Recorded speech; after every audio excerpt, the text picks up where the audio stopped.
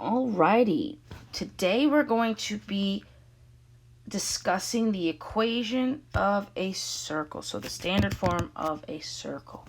So the equation that you have to remember for this is x minus h squared plus y minus k squared equal to r squared, where h comma k is the center of the circle and r is the radius. Okay, so a key that you have a circle is that both the x's and the y are squared at the same time.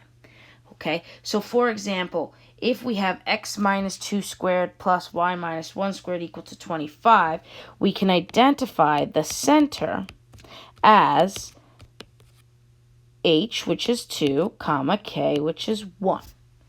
All right, what is our radius? Well, our radius is going to be this final value, but the square root of it. So radical 25 actually simplifies to just a 5, so my radius is equal to 5. Okay, so it works the same way backwards. If we're given a picture, can we determine the equation of the circle? Well, since the circle, we are following x minus h squared plus y minus k squared is equal to r squared. So we need to find our center. We need to find our radius. So what is my center? My center is negative 2, comma 1. And my radius is 1, 2, 3, 4, 5. 5 units to the edge of the circle to the center. So what can I plug in? X minus h. So it's minus a negative 2, which actually works out to a positive 2. Plus y minus 1 squared is equal to 5 squared, which typically is written as x plus 2 squared plus y minus 1 squared is equal to 25. Okay. So you should be able to pick out the values from a picture and fill them into the equation themselves.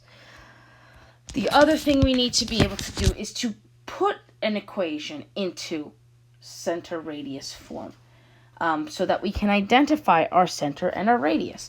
Because in this jumbled up mess, we actually can't pick anything out. Now, how do we know that it's a circle? Well, we see these double squares here, x squared and y squared. So that's how we know it is a circle. So to do this, we have to do two things.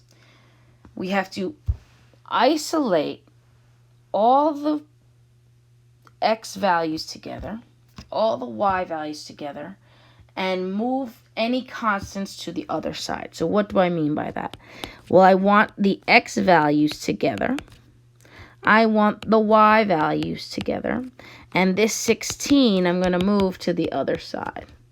Oops. Now notice that I left a lot of space. I left space between the x's and the y's and the equal sign. And that's because I have to do something. I have to complete the square.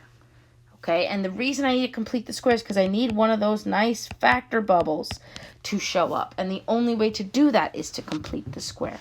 So remember, for completing the square, we need b over 2 squared. So we take the middle value divided by 2 and square it. So we have negative 8 divided by 2 squared, negative 4 squared, gives me 16.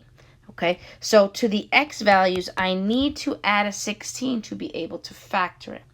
What I do to one side, I need to make sure I do to the other. So if I add a 16, I need to add a 16 to the other side.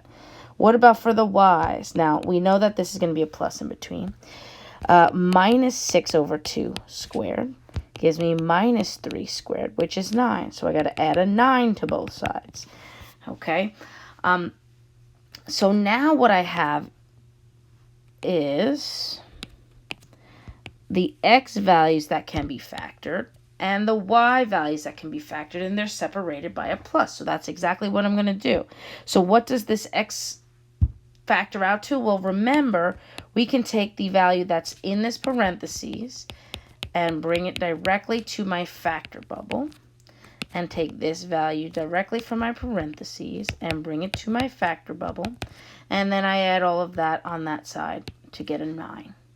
Okay, so now it is in standard form. Can I identify my center and my radius? And the answer is yes. My center is going to be h comma k, which is 4 comma 3. And my radius is going to be the square root of 9, which is equal to 3. Okay, so let's try this one last time just to make sure we have it. How do we determine the center and radius of a circle? Well, we have to put it in standard form. So we're going to bring all the x values together, all the y values together, and move any constants to the other side. Okay, next we're going to complete the square. So b over 2 squared. So the first one is 14 over 2 squared for our x values. That's 7 squared. That's 49.